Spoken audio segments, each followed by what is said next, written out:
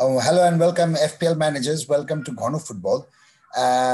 আমরা ব্যাক করেছি of course আমাদের হোম টু পিক এপিসোড 7 নিয়ে এবং আজকে আমরা ডিসকাস করব একজন মিডফিল্ডার এবং একজন ডিফেন্ডারকে এবং আমার সাথে ডিসকাস করার জন্য অফ কোর্স কম্প্যারিজন করার জন্য আছেন আমাদের সাথে আমাদের সুপরিচিত Parvez. Parvez, welcome. Welcome Nadim. Right, so Parvez, তাহলে দেরি না করি, আমরা তাহলে শুরু করে ফেলি। শুরু করার আগে FPL ম্যানেজার্স আমি অনুরোধ করব, আপনারা যদি এখনো ঘন ফুটবলের সাথে সাবস্ক্রাইব না করে থাকেন অবশ্যই সাবস্ক্রাইব করবেন, এবং কারণ আমরা রেগুলার কন্টেন্ট করছি, অ্যাটলিস্ট উইকলি 5টা করে কন্টেন্ট যাচ্ছে আমাদের, সো ডেফিনেটলি চোখ রাখবেন। আর আমাদের social media pages Facebook, Instagram এবং টুইটারে আমরা রেগুলার ইন্টারেস্টিং কন্টেন্ট ক্রিয়েট করছি, সো সেখানে ফলো করতে পারেন অবশ্যই, এবং আমাদেরকে সাপোর্ট করবেন। Definitely help us to help you support more. Right. So Parvez, James Rodriguez and Hakim Ziyech. কি বলে পারভেজ স্ট্যাটিস্টিক্স? যদি আমরা দেখি, হ্যাঁ নাদিম, রাইট। না, আমি যেটা বলছিলাম সেটা জনের ক্ষেত্রে আমরা যখন দেখি হ্যামেস রড্রিগেজ কে ফার্স্ট গেম উইকের পরে সেকেন্ড গেম উইক থেকে অনেকে বেশি নিয়েছিল এবং তার 7.5 থেকে শুরু হয়ে তার প্রাইস এখন 7.9 মিলিয়ন। আমার টিম সিলেক্টেড বাই প্রাইস 29% মানুষ তাকে নিয়েছে। হাকিম জিয়াশকে আমি থেকেই অনেক কথা বলছিলাম সিজনের শুরুতে, বাট সেক্ষেত্রে নিব বাট তার ইনজুরি এই সেই হ্যান ত্যান অনেক কিছু করতে আলটিমেটলি সে যখন ব্যাক করলো এবং পারফর্ম করা শুরু করলো তখন কিন্তু সবাই মোটামুটি তার উপরে এখন সবাই ঝাঁপিয়ে পড়েছে আর কি। সো সেক্ষেত্রে এখন যদি এটা একটা অল্টারনেটিভ এবং কম্পেয়ার করা যেতেই পারে, যদিও আমি জানি হাকিম জিয়াশের একটা অনেক কম ম্যাচ, বাট তারপরে স্ট্যাটিস্টিক্স কি বলতে পারবে সেটার জন্যই তো জিজ্ঞেস করা আর কি। স্ট্যাটিস্টিক্স যদি আমি দেখি তাহলে জেমস রড্রিগেজ এবং হাকিম জিয়াশের তাদের প্রাইস পয়েন্টটা কিন্তু খুব ক্লোজ। সো দুইজনের প্রাইস পয়েন্টটাও মোটামুটি সেম। তো আমি পয়েন্টের দিক থেকে যদি দেখি আর অ্যাপিয়ারেন্সের দিক থেকে দেখি তাহলে ডেফিনেটলি যেহেতু অ্যাপিয়ারেন্স রড্রিগেজের বেশি সেহেতু পয়েন্টটাও তার মোটামুটি 45, সেটা জিএক্সের তুলনায়। জিএক্সের যেখানে 30 সেখানে রড্রিগেজের হলো 45। আর আরেকটা জিনিস যেটা জিএক্স এর ক্ষেত্রে খুব ইম্পর্টেন্ট জিনিস, রড্রিগাস এবং জিএক্স এর যে জায়গাটাতে আমরা দেখতে পাচ্ছি গোল ইনভলভমেন্ট, এপিএল গোল ইনভলভমেন্টে জিএক্স কম খেললেও এই জায়গাটাতে কিন্তু 44% হলো চেলসির গোলের সাথে জিএক্স ইনভলভ আছে, আর রড্রিগাস এখানে 33%। তো এই জিনিসটা একটা জিনিস দেখা যাচ্ছে যে এই জায়গাটাতে একটা কম ম্যাচ ফলার পরও মোটামুটি জিএক্স এবং রড্রিগাসের মধ্যে একটা ডিফারেন্স দেখা যাচ্ছে। প্লাস আমি যদি গোল অ্যাটেম্পটের ক্ষেত্রে দেখি, এই ক্ষেত্রে অবশ্য অনেক আগায় আছে এখানে আমাদের জেমস রড্রিগেজ, যেখানে 16টা এবং 5টা গোল অ্যাটেম্পটিং বক্স, এটা জিএক্স এর তেমন একটা 0 আর রড্রিগেজের 8। তার মানে বোঝা যাচ্ছে যে জিএক্স ডি বক্সের মধ্যে সাধারণত ঘোরাঘুরি করতেছে না এবং ডি বক্সের বাহির থেকে তার ক্রিয়েটিভিটিটা সব ডি বক্সের বাহির থেকে, বা জেমস রড্রিগেজ কিন্তু জিএক্স এর ভেতরেও কিন্তু মোটামুটি সময় দিচ্ছে। আর চান্স ক্রিয়েটেডের ক্ষেত্রে যদি দেখি তাহলে রড্রিগেজ আর জিএক্স এর রড্রিগেজ 18, জিএক্স হলো 10। So chance created, big chance created এটা মোটামুটি দুজনকার সেম। সো আর আরেকটা জিনিস হলো মিনিট পার অ্যাটেম্প্ট কিন্তু রড্রিগেজের 41 মিনিট পর পর রড্রিগেজ যেখানে একটা করে সুযোগ পাচ্ছে সেখানে জিএক্স কিন্তু 55 মিনিট পর পর। এখানে কিন্তু রড্রিগেজ ডেফিনেটলি আগায় আছে। আর মিনিট পার চান্স ক্রিয়েটেড এইখানে কিন্তু দুইজনেরই মোটামুটি কাছাকাছি। জিএক্স যদি 27 মিনিট পর পর তাহলে রড্রিগেজ 36 মিনিট পর পর। এই জিনিসটা আর কি মোটামুটি দুইজনের খেলার স্টাইল প্লাস দুইজনের যে জিনিসগুলা দেখা যাচ্ছে এইখানে আসলে এদের দুইজনকার মধ্যে সিমিলারিটি অনেক জিনিস দেখা যাচ্ছে যে এরা আসলে খুব কাছাকাছি প্লেয়ার। রাইট, এখানে একটা ইন্টারেস্টিং ব্যাপার আছে, সেটা হলো যে দুজনের পোটেনশিয়ালই আছে, আমি বলবো না যে দুজনের পোটেনশিয়াল নেই, বাট দুজনের পোটেনশিয়ালটা অনেক সময় রেগুলারলি বেসিসে আসবে কিনা সেটা নিয়ে একটা কনসার্ন থাকতেই পারে।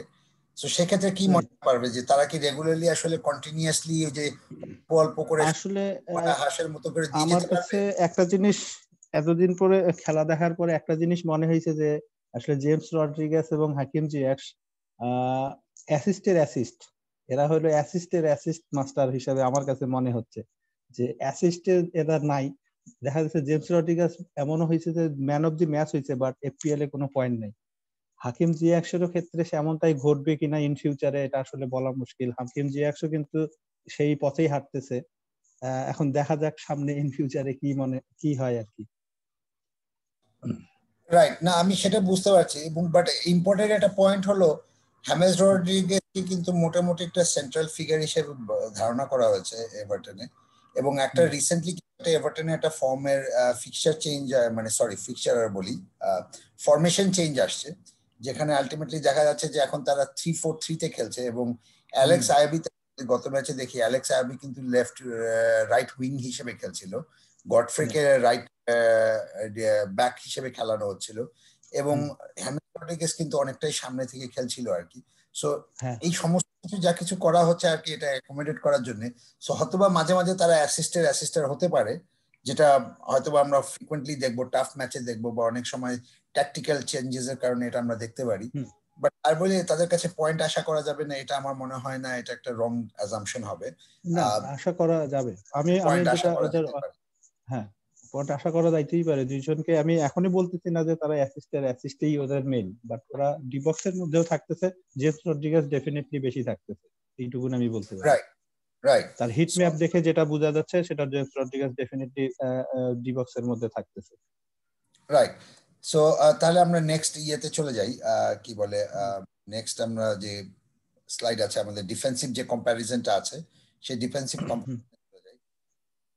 ডালাস এন্ড এলিং, অনেক কথা হয়েছে সারা বছর, কাকে নিব, কে ভালো, লিডস এখন পর্যন্ত মনে হয় না ক্লিন শিট রাখছে, ক্লিন শিট রেখেছে কি না মনে হয় না, না তিনটা ক্লিন শিট রাখছে, তিনটা ক্লিন শিট আছে লিডসের, তিনটা clean sheet, right, but anyway Dallas and Ayling কে বেটার পারবে?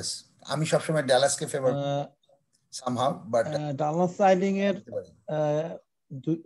এই দুইজন প্লেয়ার আসলে দুইজন দুই টাইপের প্লেয়ার। আমি যদি স্ট্যাট দেখি তাহলে আমি অনেকটা বুঝতে পারবো। যেমন এপিএল পয়েন্টে কাছাকাছি, ডালাস 30, আইলিং 23, অ্যাপিয়ারেন্স দুইজনই সমান, গোলের ক্ষেত্রে ডালাস একটা, আইলিং নাই, অ্যাসিস্টের ক্ষেত্রে ডালাস একটা, আইলিং নাই, ক্লিন শিট দুজনেরই সমান, গোল ইনভলভমেন্টের ক্ষেত্রে যেহেতু আইলিং কোনো গোলই দেন নাই, তাহলে ইনভলভমেন্ট থাকার কোনো প্রশ্নই আসে না। তো এখানে ডালাস 14.2%। বাট এই জায়গাতে পরের যে জিনিসগুলো আছে, যে গোল অ্যাটেম্প্ট, এখানে দেখা যাচ্ছে ডালাস কিন্তু আইলিং এর মোটামুটি ডবল, এবং গোল অ্যাটেম্প্ট ইন বক্স এখানে ডালাস আগায় আছে 4 এবং আইলিং এ 3টা। শট অন টার্গেট এখানে অনেক আগায় আছে আইলিং এর চাইতে ডালাস কিন্তু 7টা শট এখন পর্যন্ত নিছে, তার বিপরীতে আইলিং নিছে 2টা শট। চান্স ক্রিয়েটেডের ক্ষেত্রে আবার যদি আমি দেখি তাহলে ডালাসের চাইতে ডবল হইলো আইলিং। সো এই দুইটা কম্পারিজনের মধ্যে আমি একটা জিনিস বুঝতে পারতেছি যে গোল অ্যাটেম্পটের ক্ষেত্রে এবং গোল দেওয়ার ক্ষেত্রে ডালাস আগায় আছে, অ্যাসিস্টের ক্ষেত্রে আইলিং আগায় আছে। সেটা তাদের মিনিট পার অ্যাটেম্পট এবং মিনিট পার চান্স ক্রিয়েটেড এর এই দুইটা জায়গায় দেখলো। মিনিট পার অ্যাটেম্পটের ক্ষেত্রে দেখা যাচ্ছে যে শট নিচ্ছে, এই জন্য 72 মিনিট পর পর ডালাসের এই জায়গাটাতে ভালো। আর মিনিট পার চান্স ক্রিয়েটেড এই জায়গাটাতে chance created that means assist, এইখানে আবার দেখা যাচ্ছে যে আইলিং ডালাসের চাইতে বেশি। তার মানে কম্পারিজন থেকে মোটামুটি একটা জিনিস মোটামুটি ক্লিয়ার যে গোলের জন্য ডালাস এবং অ্যাসিস্টের জন্য আইলিং। হ্যাঁ, এটা ঠিক, দুজনেই আসলে অনেক আগায় খেলছে, এবং সবচেয়ে ইম্পর্টেন্ট কথা হলো যে দুজনের ডি বক্সের টাচটাও, পেনাল্টি বক্সের টাচটাও বেশ হেভি, এবং আমরা গত দেখলাম যে এলি ভালো চান্স মিস করেছিল, এবং ড্যালাসের একটা তো শট প্রায় মনে হয় বারে লেগেছিল সম্ভবত, নাকি একটু সাইড দিয়ে চলে গেছে, না গুলকি জাস্ট পাঞ্চ করে বলটা বাইর করে দিয়েছে, রাইট। সো সেক্ষেত্রে বোঝা যাচ্ছে যে দুজনের আসলে অ্যাটাকিং সেন্সটা অনেক বেটার, বাট হ্যাঁ ডেফিনেটলি অ্যাটাকিং এর মধ্যেও একটা ব্যাপার আছে যে আসলে কে কতটুকু বেশি পোটেনশিয়াল, আবার কে কতটুকু কম পোটেনশিয়াল। স্ট্রাইকার তো সবাই, যেমন লাস্ট ম্যাচে ডালাস কিন্তু সেন্ট্রাল মিডফিল্ডার হিসেবে খেলছে, রাইট, লাস্ট ম্যাচ যেটা আর্সেনালের সাথে ছিল। এক্স্যাক্টলি। সো ওটাই বলছিলাম যে স্ট্রাইকার তো আসলে অনেক মার্কেটেই থাকে, হ্যাঁ, ডিফেন্ডার অনেক মার্কেটে থাকে, কিন্তু তবুও আমরা কিছু স্ট্রাইকারকে বেছে নেই কেন, আর কিছু স্ট্রাইকারকে বেছে নেই কারণ কারণ হলো তাদের মধ্যে কিছু পোটেনশিয়াল আছে যেটা হয়তো অন্যান্য স্ট্রাইকাররা বা অন্যান্য ডিফেন্ডাররা বা অন্যান্য মিডফিল্ডাররা অফার করে না। সো এই দুজনের ক্ষেত্রে দুজনেই অ্যাটাকিং অবশ্যই, বাট দুজনের অ্যাটাকিং পোটেনশিয়ালটাকে যদি আমরা যদি চিপায় আর একটু রস বের করার চেষ্টা করি, তাহলে সেক্ষেত্রে প্লাস বেটার হবে আর কি, যা বুঝলাম আর কি, তাই? হ্যাঁ, right. So okay, anything else Parvez? Nothing Nadim, that's it. Okay, thank you so much Parvez join করার জন্য, অ্যান্ড অফকোর্স এই কম্প্যারিজনটা আমাদের সামনে আনার জন্য। FPL managers, of course, so this is our episode 7 for comparison, whom to pick, and of course যদি ভালো লেগে থাকে ডেফিনেটলি লাইক করবেন, শেয়ার করবেন, and of course stay with us. আমরা নেক্সট উইকে সম্ভবত একটা স্ট্রাইকারের আবারও ফরওয়ার্ড লাইনের আমরা একটা কম্প্যারিজন করব, but until then take care, goodbye, and stay with ঘন ফুটবল। বাই।